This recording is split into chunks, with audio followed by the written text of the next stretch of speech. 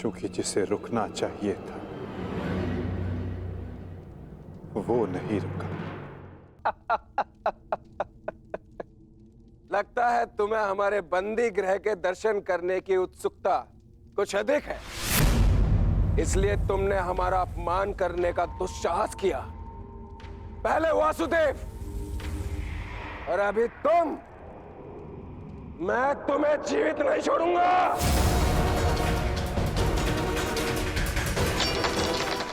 अरे ये क्या कर रहे हो मित्र? शांत हो जाओ और इनसे क्षमा मांगो ताकि अपना श्राप वापस ले ले। ये क्या कह रहे हो तुम? इस पाखंडी से क्षमा मांगू? ये एक पाखंडी है। भला कभी किसी पुरुष के कोख से कुछ जन्मते हुए देखा है? ऐसे ढोंगी साधु से डरने की कोई आवश्यकता नहीं।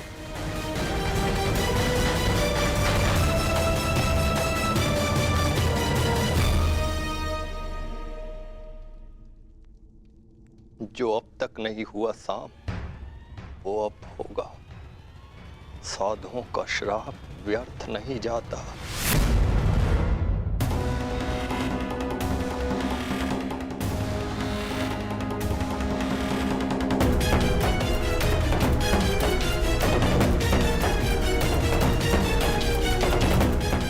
मुझे क्षमा करना पुत्री। कदाचित मैं तुम्हें कह सकता सदा सौभाग्यवती भव।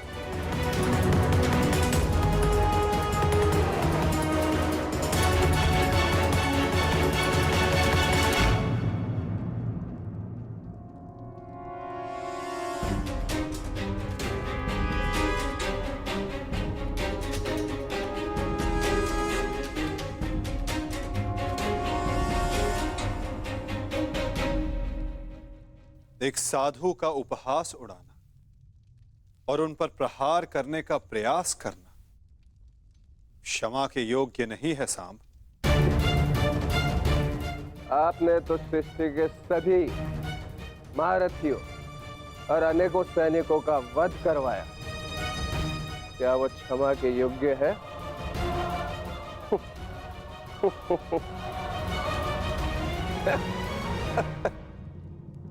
कृतिवर्मा, तुम्हारी उपस्थिति में यह सब हुआ और तुमने साम को रोकने का प्रयास नहीं किया। क्षमा चाहता हूं वासुदेव, हम तो केवल विनोद करना चाहते थे। मुझे अनुमान भी नहीं था कि बात इतनी आगे तक बढ़ जाएगी।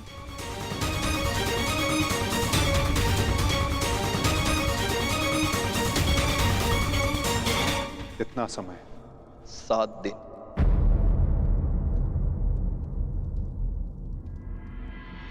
सात दिन बाद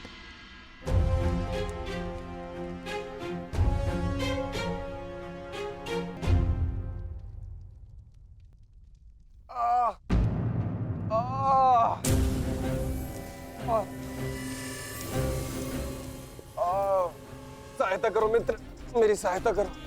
अत्यधिक पीड़ा हो रही है। कैसी पीड़ा हो रही है तुम्हें? लगता है उस साधु का श्राप मुझे लग गया है। आज 7वां दिन है और ये देखो मेरे पेट में अत्यधिक पीड़ा हो रही है। जाओ, आज से ठीक 1 सप्ताह के पश्चात तुम्हारे पेट से मूसल ही उत्पन्न होगा जो तुम्हारे वंश के विनाश का कारण बनेगा।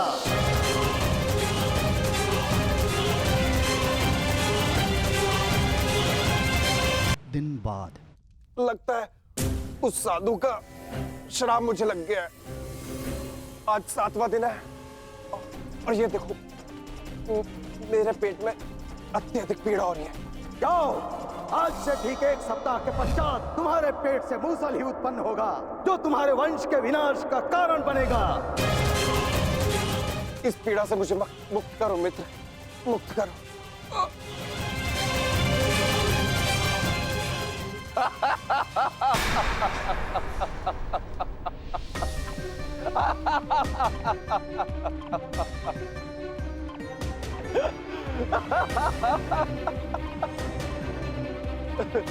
तुम कितने बड़े मूर्ख हो मित्र।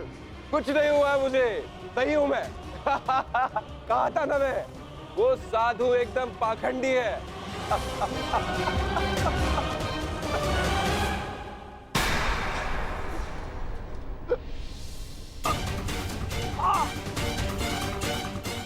काम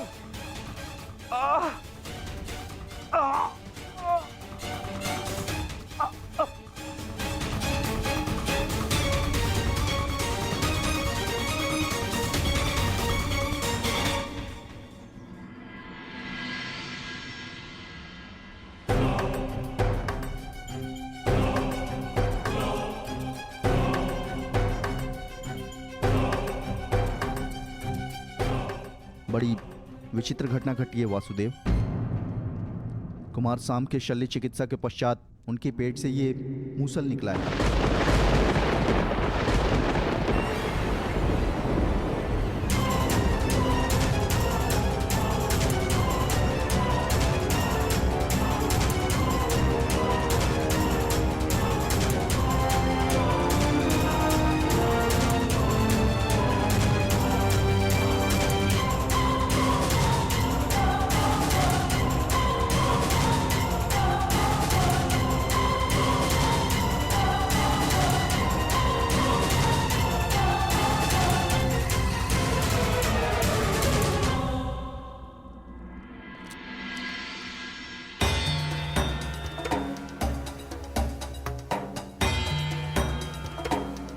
कुमार अब स्वस्थ हैं बलभद्र।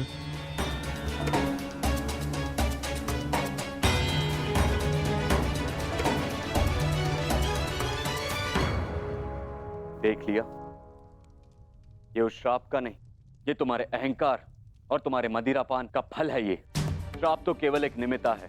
तुम्हारे कर्मों के कारण यदुवंश का नाश जन्म ले चुका है।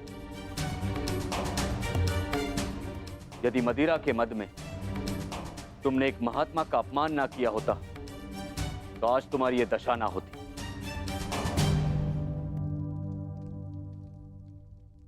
अब कुछ नहीं हो सकता था।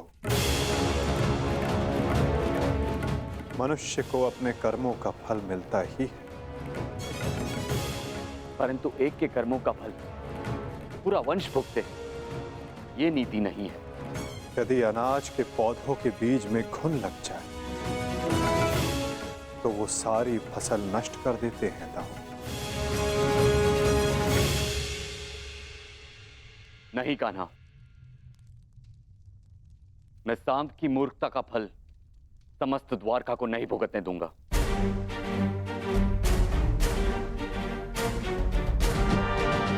आप इस मूसल का क्या करेंगे दाऊ?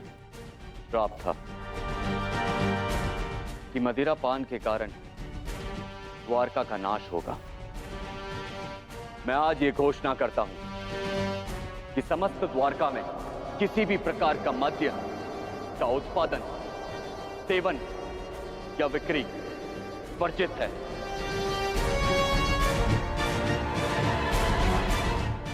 और रही बात इस मूसल की,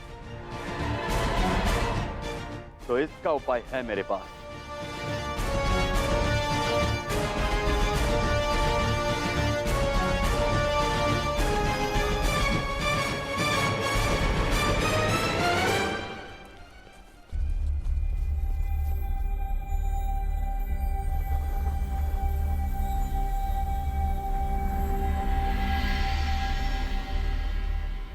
आपके आदेशानुसार मूसल की भस्म बना दी गई है बालभद्र।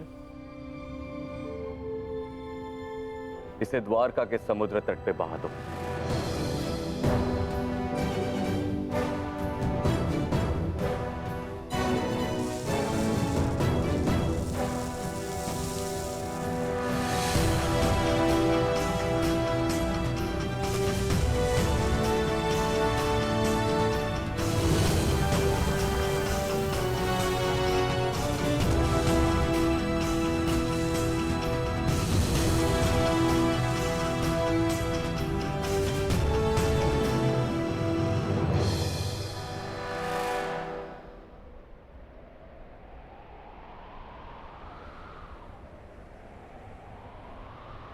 दाऊ, हमारे कर्म ही हमारी नियति निर्धारित करते हैं, केवल सांब के कर्म ही नहीं। कुछ श्राप हैं। मैं तुम्हें श्राप देती हूँ कि जिस प्रकार तुमने मेरे कुल का अंत किया है, उसी प्रकार तुम्हारे कुल का अंत भी होगा। और कुछ पाप भी जो द्वारिका की नियति बनाएंगे। चक्रवात से घर के धराशायी होने का भय हमेशा रहता है कृष्णा। इसका अर्थ ये नहीं कि मनुष्य अपने घर की नींव सुदृढ़ ना करे।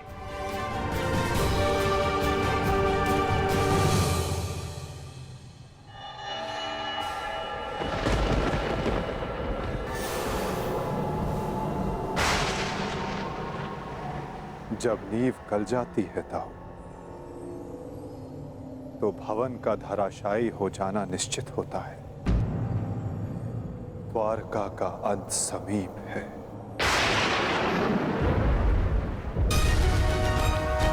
नहीं कान्हा, मेरे रहते हुए ऐसा नहीं होगा।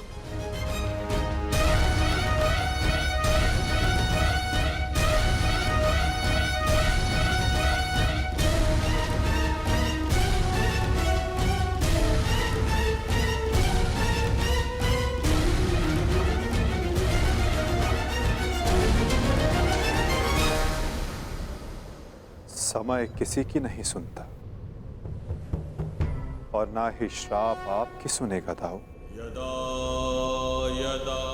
नियति ने जो चुना है हमारे लिए, हमें वो भुगतना ही होगा।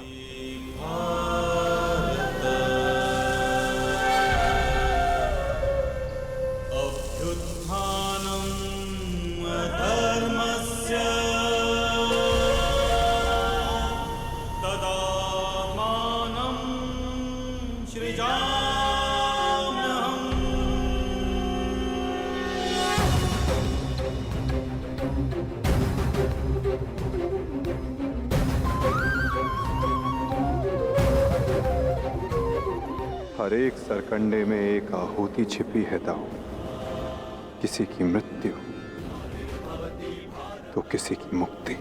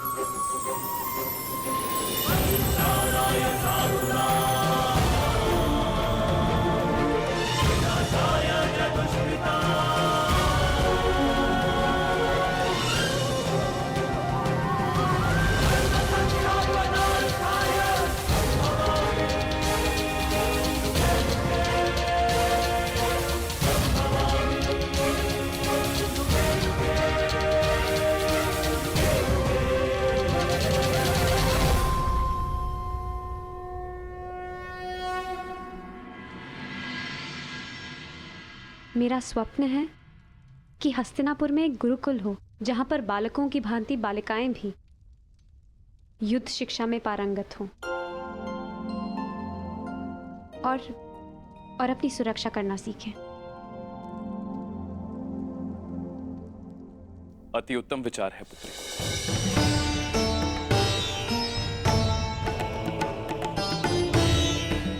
प्रणिपात, प्रणिपात, प्रणिपात।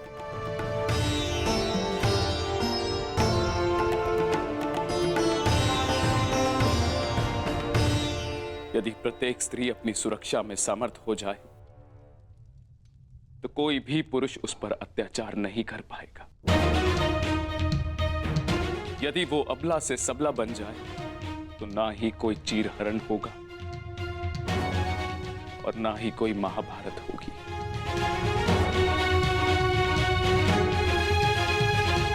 ज्येष्ठ पिताश्री, आपने स्मरण किया? हाँ पुत्र, एक महत्वपूर्ण निर्णय लिया है जो मैं तुम्हें बताना चाहता था।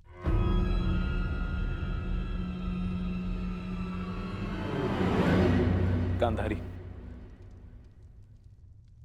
जीवन का हर चरण देख लिया पुत्रों, परंतु अब वानप्रस्थ करके संन्यास ग्रहण करने का समय आ गया है।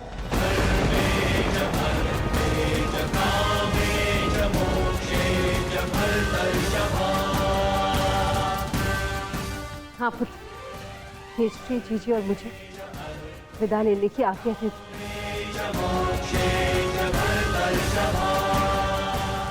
प्रस्थान? किंतु अचानक ऐसे?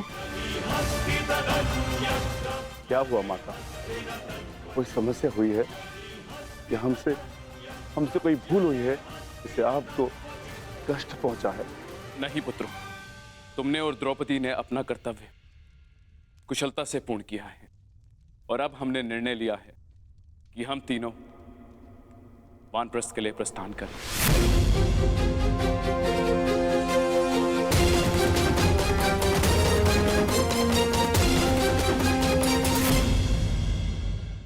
कि हम तीनों वानप्रस्थ के लिए प्रस्थान करें।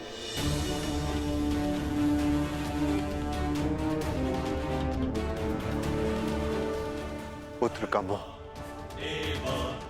आपको जाने भी नहीं देना चाहता और पुत्र का धर्म आपको रोक भी नहीं सकता। आप सबके तप संचय को रोकना भी पाप होगा।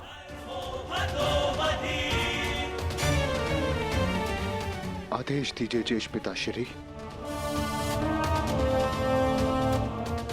व्यवस्था हो जाएगी। पुत्र, मुझे तुम पर गर्व है।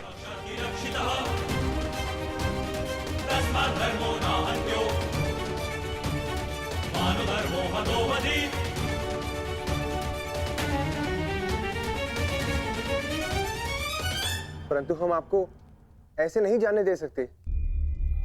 आप सभी के साथ हमें भी एक उत्सव मनाने का सौभाग्य तो मिलना चाहिए ना। ठीक है, जैसा तुम सबको ठीक लगे पुत्रों। तो ठीक है, तो मैं इस उत्सव की तैयारियां प्रारंभ करती हूँ और सभी परिजनों को निमंत्रण भिजवाती हूँ। सर्वप्रथम माधव को।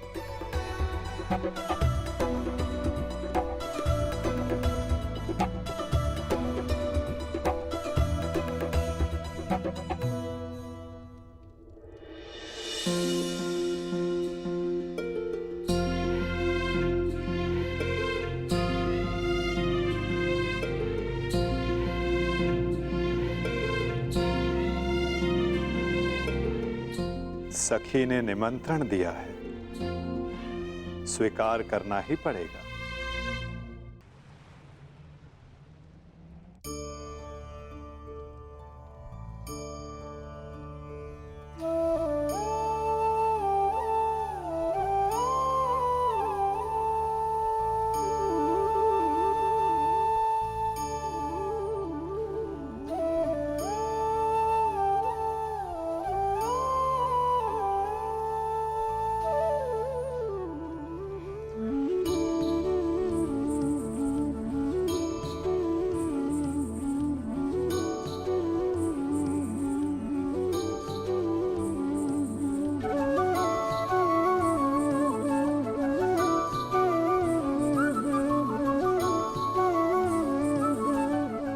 माधव, आप सदैव हम सबके साथ हमारे दुख में उपस्थित रहे, परंतु आज सुख के समय पर आपके आगमन ने हम सबके आनंद को दुगना कर दिया। मेरी सखी मुझे निमंत्रण दे और मैं न आऊं?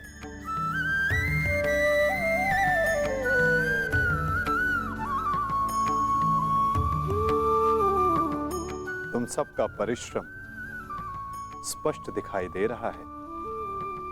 जब प्रेरणा देने वाला शुभ हो तो परिश्रम का फल भी शुभ ही होता है माधव। आइए माधव, अपना स्थान ग्रहण करें।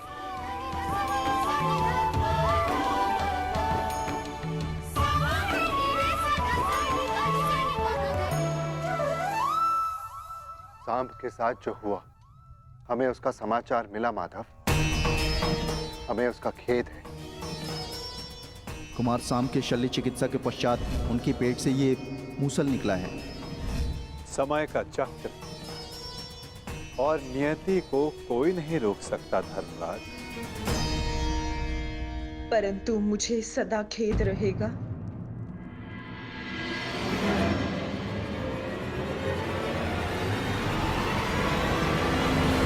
ये नियति मेरे ही श्राप के कारण आई है वासुदेव।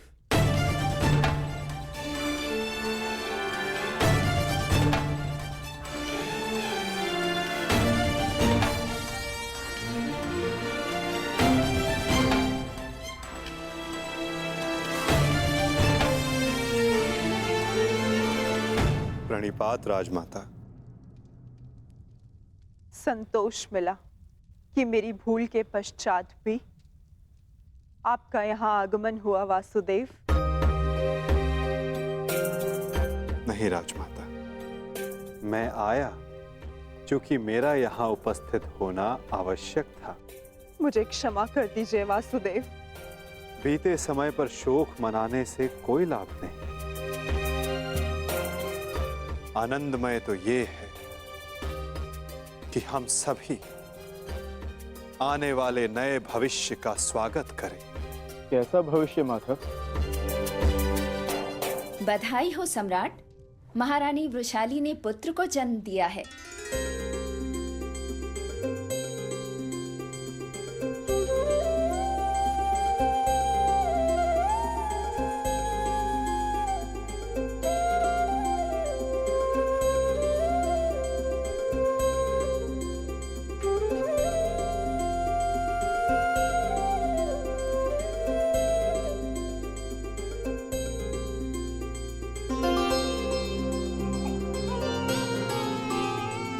इसकी आंखों में इसके पिता की भांति तेज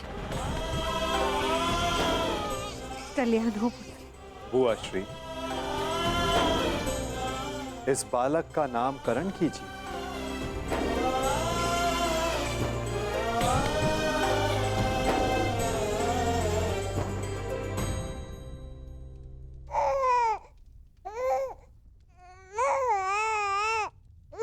नहीं माधव, ये कार्य आपका है।